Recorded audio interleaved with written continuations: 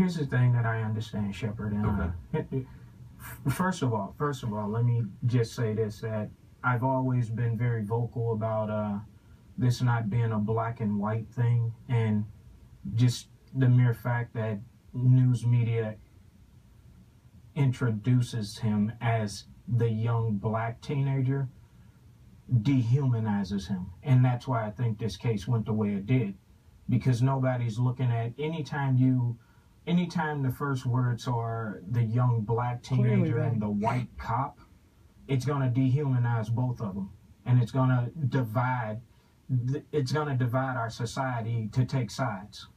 So that being said, when you look at this grand jury decision, the way Bob McCullen did it, it was pretty much based off of, I bet he's going to interrupt him talking. Officer Darren Wilson doing what he was supposed to do, following procedures, right? So when you say that Darren Wilson followed procedures, he went into this situation when he got a call about a strong-arm robbery, 2 suspects, and they say he done the right thing. But I just watched a video May of this year, 2014, where a police department got a call that a 44-year-old man was just strolling in the middle of the street with a assault rifle. Wait for it. And this policeman not only came to the scene, but he talked to this guy for 10 minutes and managed to disarm him. I understand your concerns. So who was doing the right thing? Oh, I understand. But that really is a separate case, and I'd like to stick to this case because it's the one that we have at hand right now. Is it the family's belief that the decision by the grand jury was an unjust decision, and if so, why? This guy just wants news just so he can get better cookies Sheppard. In order for us to look at this case, you have to look at other police cases. Because if you're saying that Officer Darren Wilson followed procedures, you have to look at police procedures. Well, no, I'm specifically, and I don't mean to interrupt you, but I need to know what the family's position is on the decision that was rendered by the grand jury outside What Ferguson. you need to do is go fuck yourself. Believe that that was a just decision or an unjust decision in and of itself? Obviously unjust.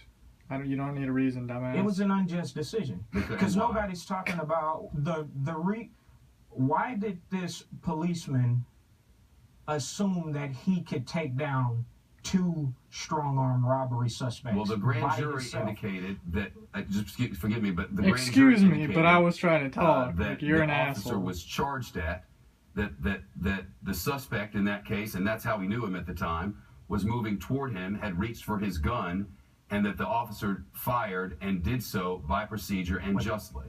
That was the ruling. But how did that confrontation begin? He pulled up on him.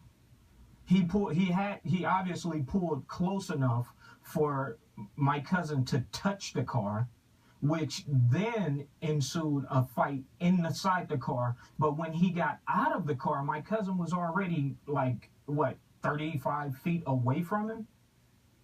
So my question is at what point in time does it click in your head as a police officer to open up fire in a neighborhood with kids and other residents? According to the words of the prosecutor, that decision was made as a suspect at that point charged toward him. And police officers must protect themselves while they protect the community. I'm not saying I was not there and have no idea what happened, but I can report with certainty that what the prosecutor said and what the grand jury ruled was that the suspect in this case charged toward the police officer, and in self-defense, the police officer shot.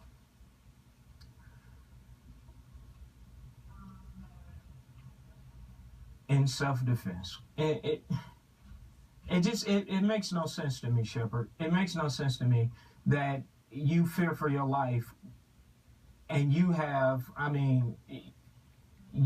gun. This guy has no gun. And this guy, according to the prosecutor, was trying to get that gun. And that's why the prosecutor said that was in the car, Sheppard. That was inside of the car. I'm not arguing the position. I'm explaining the position of the prosecutor. Me neither, Sheppard. But you're asking me about this grand jury decision, and I'm telling you, the fight was inside the car. A shot, or maybe they said 2 shots, went off inside the car. So then he ran. He was already shot once. So, you're telling me that, you know, now if you had killed him while you were fighting him inside the car, I wouldn't have much of an argument. But you gave pursuit and you were firing the whole time, including when he turned around, you continued to fire. So you put other people, when you're telling me your life was in danger, I'm telling you that you actually caused the danger that you say you were in. So you're telling me that the police officer caused his own danger? You in danger? Absolutely he did. Absolutely he did. Well, he did not act with a level head. And that's what we're not getting to. I bet he doesn't want to listen to this, and he's going to cut him off. Because he was angry. I'm not saying, I don't know if he was racist. I'm not saying he was racist. There's no doubt in my mind that this guy fired in anger. Ty Pruitt is the cousin of the young man who lost his life and is at the center of all of this.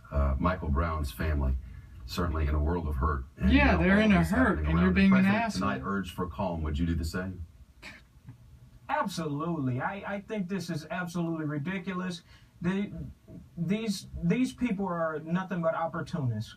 Nothing but opportunists. And I would encourage the police officers to protect these businesses. And they are trying to do that. Ty Pruitt live with us from Los Angeles. Mr. Pruitt, I thank you for your time. Yeah. Thank you. Live pictures. A guy in mourning, Ferguson, and there's a guy, this guy, Sky Fox being a complete asshole. This is an I don't even know his name. Bridge overhead.